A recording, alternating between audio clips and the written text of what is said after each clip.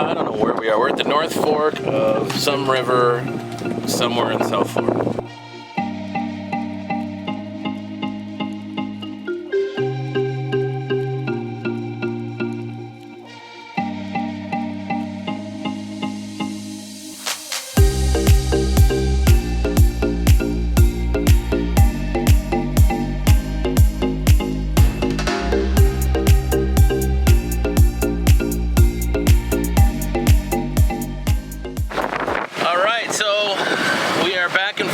And it's our first day heading down the ICW.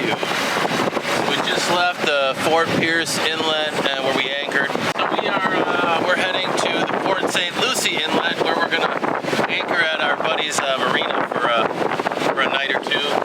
Start getting the boat prepared to put her up. Once we arrived in Florida, we needed to travel through the Intracoastal Waterway to make our way from the East Coast to inland Florida to put Whim on the hard for protection during hurricane season. We hadn't traveled the ICW before, and as we soon learned, it probably wasn't the best idea to traverse this busy area on a weekend in the middle of summer. Okay, so now we understand what it means when people say the ICW is the Wild West. People are going by at obnoxious speeds all over the place. Like this guy.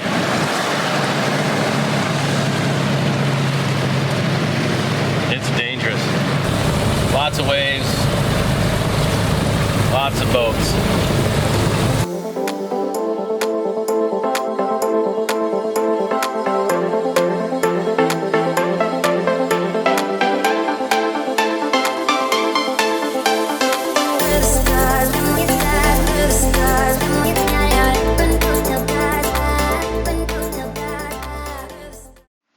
The Atlantic Intracoastal Waterway, or ICW, is a 3,000-mile inland waterway just inside the Atlantic seaboard from Massachusetts to Florida.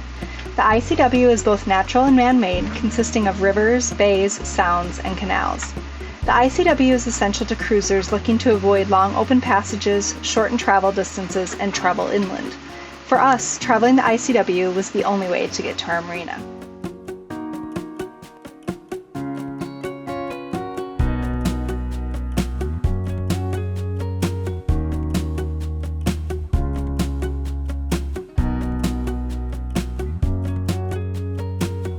Alright, we just set the anchor, so we're, I don't know where we are. We're at the North Fork of some river somewhere in South Florida. We're in Stewart. We're close to Stewart. So the time has come to pack up Whim. Yeah, it's a little bittersweet. Actually looking forward to being off the boat for just a little while. Just because it's kind of hot and buggy right now. The idea is to pack up what we're taking with us, and then anything that's staying on the boat we're going to put in big plastic storage tubs, which we have yet to acquire. For now it's just sweaty work, and it's mostly taking stuff and moving it from one part of the boat to another part of the boat and then moving it back. Because it's hard to pack up stuff when you have so much stuff in only 37-foot length boat. It's just been kind of a nightmare. But yeah, let's get this boat packed up.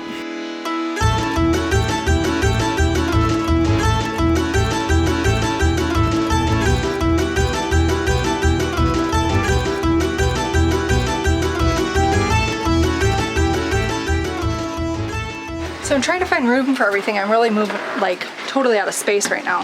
So I'm actually just sticking stuff in the cockpit. It'll be good to finally get stuff off the boat a little bit so we have some room to move around. But for now, it's just moving stuff back and forth and back and forth and back and forth. So, it's our last day with the sails in the boat, really. We got a couple days before we haul out, and Chris's mom and a friend of mine, Jim, came to visit us. So we decided we're gonna go out for a sail, but the halyard got stuck on our deck light. So Chris is gonna have to climb up the mast to get it undone. Going up the mast of the boat is never on the top of our list of things we want to do. When going up, we use a climbing harness attached to our primary halyard for hoisting and attach our secondary halyard for safety.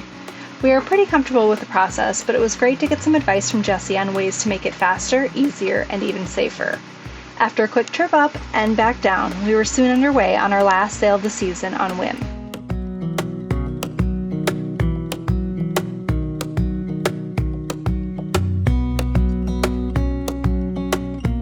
Well, the boat is a complete disaster.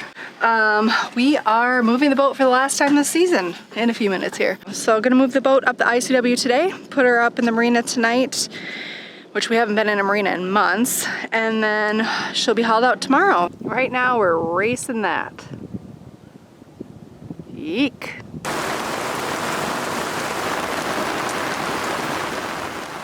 We couldn't outrun the storm, but soon we were on our way to tackle more bridges and our first lock.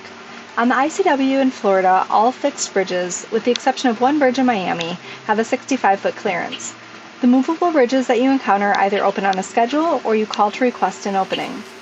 Once you leave the ICW and enter the Okeechobee Waterway, the bridge clearance lowers to 56 feet at low tide. If you are unable to make this clearance, you must remove your mast to use the waterway. Thankfully, our mast just squeaks by at 52 feet. All right, we're coming up to our first lock. Got our safety gear on, and they're ready for us.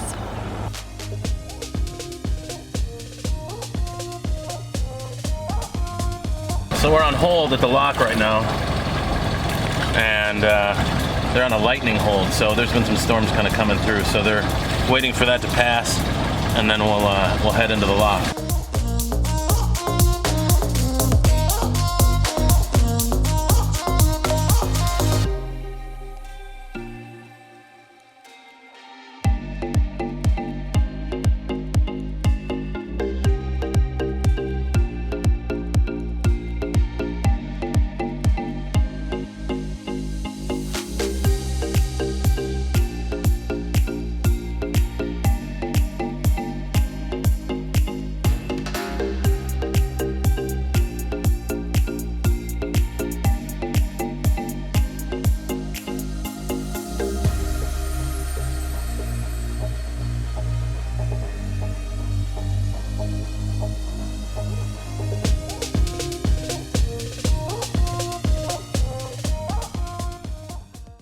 Well, like 5 bridges and 1 lock later, we have arrived at Indiantown. Indiantown Marina is a marina in South Florida near Lake Okeechobee with plenty of room for haul-out storage. This marina is a favorite amongst cruisers in the Bahamas because it is not too far from the East Coast, making it for an easy jump over to the islands, but far enough inland to provide hurricane protection. Many people we met in the Bahamas recommended Indiantown Marina, and we were very happy we chose to haul out here.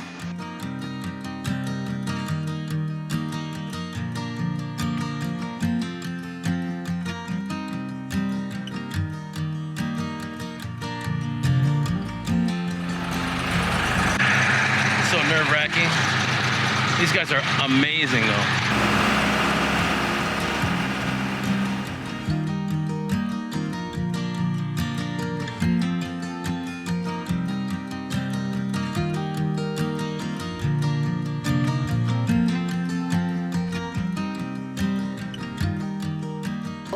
The boat is officially on land. We decided to put her up in Indiantown, which is on the ICW right before Lake Okeechobee, just to keep her safe from a hurricane, to keep us safe from a hurricane. We could have tried to go either further south or further north to get out of the hurricane zone, or just kind of ridden it out. Just don't have enough experience for that. So we decided to put her up. It's the middle of July. We'll take her back out into the water in January, which is a little past the season, but it works for us and our schedule, so we can go back to Minnesota and get some work done.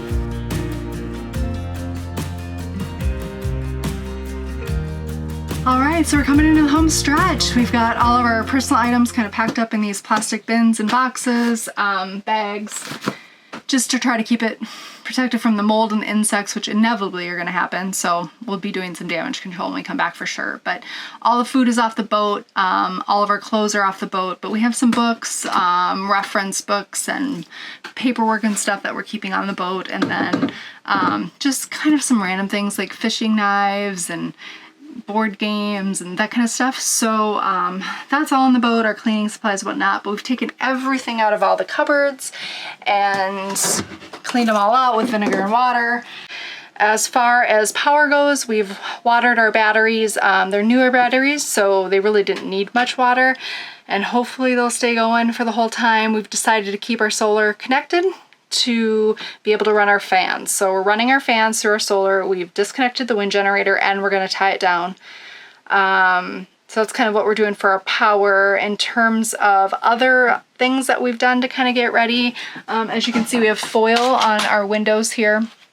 We've had some leaks, so things that potentially were leaking, we've covered with aluminum tape. We've kind of just sealed everything up that we can. Through holes will be sealed. On the outside we have steel wool in them just so things can't like crawl up them, which is kind of gross, but it is the way it is. So it's really a game of mold prevention and insect prevention is really what we're doing right now. For storms on the outside, we are tying down our wind gen. We tied down our boom. We didn't want to remove the boom, so we've lashed it down on both sides to the stanchions. Yeah, that's pretty much it. As soon as we were done preparing Whim for hurricane season, we quickly hit the road to travel back to Minnesota. It was so strange to leave Whim, but we knew we would be back soon.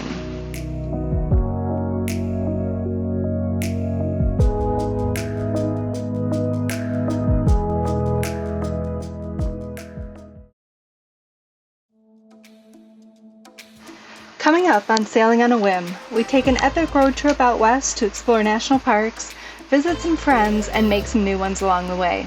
Check out Sailing on a Whim on Facebook, Instagram, or Twitter, and if you enjoyed our video, consider becoming a patron. Thanks for watching!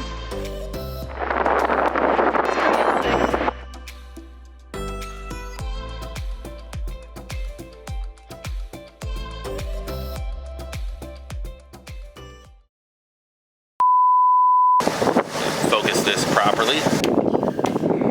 Yay! The boat is a disaster. The boat is a disaster. See, the boat is a bit of a disaster at the moment. So the boat is an absolute disaster at this point. I can't talk anymore. I'm tired.